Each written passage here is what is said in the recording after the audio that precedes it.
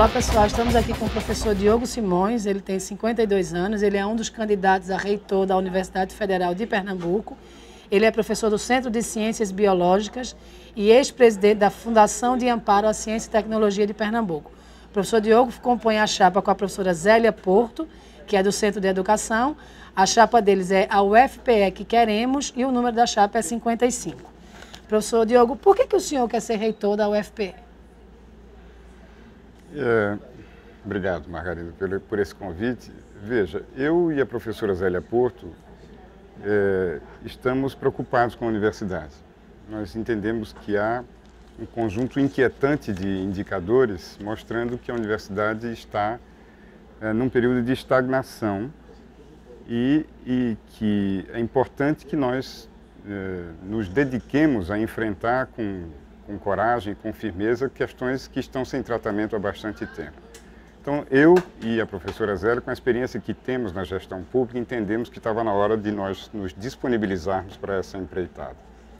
E o que é que o senhor identifica como os principais problemas da universidade e o que é que o senhor pretende fazer para resolver essas questões? O que é que está mais pegando na UFPE? Nós vemos que hoje na universidade se enfrenta um engessamento e uma enorme dificuldade nas questões mais do dia a dia da universidade. Um processo de importação na universidade hoje pode facilmente durar 2 anos para acontecer.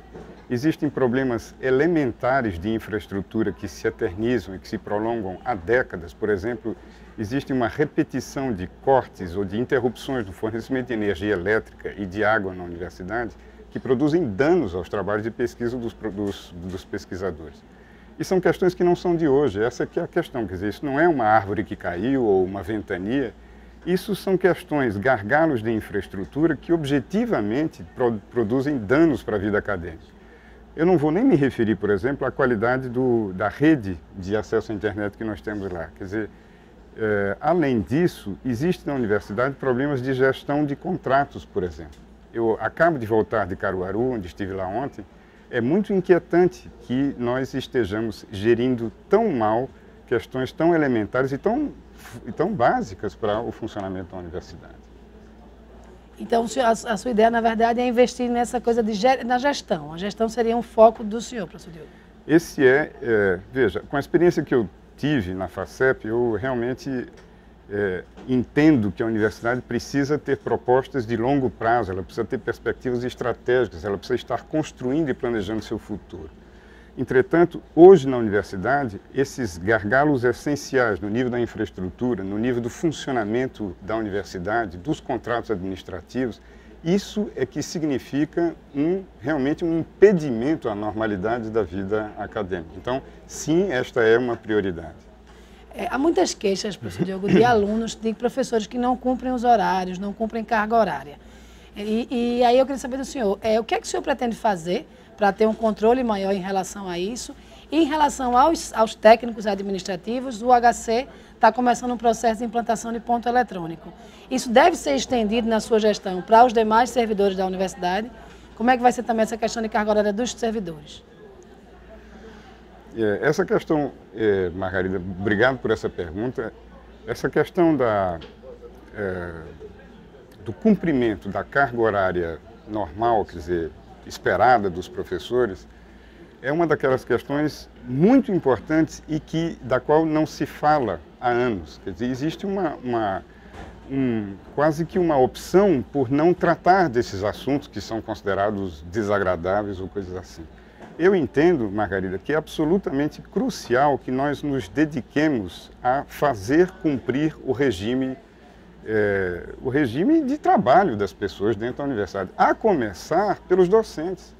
Então, é de fato chocante, os alunos têm razão, de que ainda seja possível. No ano de 2015, nós não estamos mais falando de coisas dos anos 50. É impressionante que saibamos existirem ainda na universidade flagrantes de descumprimentos do regime de dedicação exclusiva dos professores, por exemplo. Então, isto tem que ser objeto de um tratamento claro, quer dizer, não há autorização para ninguém descumprir, isso não existe no setor privado, eu não vejo por que isso existiria no setor público. Você mencionou o fato de que em alguns serviços dentro da universidade, por exemplo, no Hospital das Clínicas, e para certas funções passará a ser cumprido o que é uma permissão legal, um regime diferenciado de trabalho com uma dedicação menor de 30 horas. Isto não é universalizável na universidade, isto é previsto na lei como uma possibilidade para certas atividades que precisam, pela natureza e pela necessidade de atendimento, se prolongar ininterruptamente. Então, nesses casos, a lei autoriza que você instaure uma jornada diferenciada com turnos de atendimento. Então, lá o horário de trabalho, quer dizer, haverá lá a observação de um controle de ponto eletrônico, né? Não é imperativo que isso se prolongue para a universidade inteira imediatamente, mas o que é fundamental é que nós, a começar pelos docentes, tenhamos absolutamente claro para nós todos que o cumprimento da jornada de trabalho é uma obrigação elementar e algo que nós, portanto, devemos perseguir. Ok. Em relação aos hospitais das clínicas, professor Diogo, nesse processo de transição do HC para a Empresa Brasileira de Serviços Hospitalares, a EBSER, qual vai ser a postura adotada pela sua reitoria, caso o senhor seja eleito? Eu entendo o seguinte, em relação ao Hospital das Clínicas. O governo federal, por meio do Ministério da Educação e do Ministério da Saúde, resolveu conceber e empreender uma política nacional de revitalização e reestruturação dos hospitais universitários. Os hospitais universitários são um tipo muito especial e muito importante de hospitais. Não são hospitais públicos comuns, eles têm uma importância extraordinária para a formação e para a qualificação do atendimento. Então, a política concebida pelo Ministério da Saúde e da Educação, ela é uma política muito mais ambiciosa do que se fez crer, reduzindo essa discussão apenas à questão de 30 horas ou não 30 horas, etc. Na verdade, a adesão da universidade a este programa, eu considero que foi adequado, que foi correto, e acho que nós todos temos que colocar toda a nossa energia. A própria universidade, não tendo agora o controle direto da operação do hospital, mas ela resta sendo um partícipe fundamental do processo, porque é com ela que está o processo pedagógico e de formação associado àquela estrutura de um hospital-escola, como é um hospital universitário. Onde nosso tratamento em relação a essa questão é que nós iremos apoiar de todas as maneiras possíveis a consecução, quer dizer, o completar o processo de implantação desse novo processo de gestão lá. Nós devemos, Margarida, colocar toda a nossa energia no sentido de que aquela experiência que está em curso, quer dizer, aquela decisão que está em curso, dê os resultados que dela se esperam. É isso que é necessário para a melhoria da formação, para que o hospital volte a ter um papel destacado que ele perdeu, infelizmente, ao longo de décadas de sucateamento. Então, não é para sermos contra, ao contrário, nós depositamos ali esperanças e vamos botar a energia possível no sentido de alcançarmos esse objetivo. Aquele hospital é muito importante para Pernambuco e para o país. Queria agora que o senhor fizesse suas considerações finais para os seus possíveis eleitores. Claro. Rapidinho.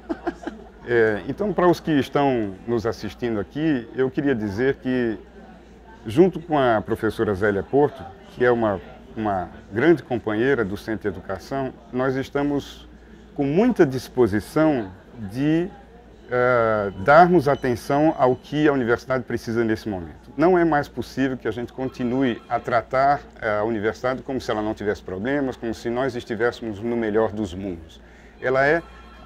A UFPE é importante demais para que a gente se permita não prestarmos atenção no que está acontecendo. Eu, portanto, peço aos eleitores que prestem atenção e aproveitem o processo eleitoral para fazer um exame aprofundado do que está acontecendo. Obrigado. Obrigada, professor Diogo. Lembrando que a eleição da UFPE vai ser dia 29 de abril e se a chapa vencedora não somar 50% dos votos mais um, deve haver um segundo turno marcado para o dia 13 de maio. Obrigada.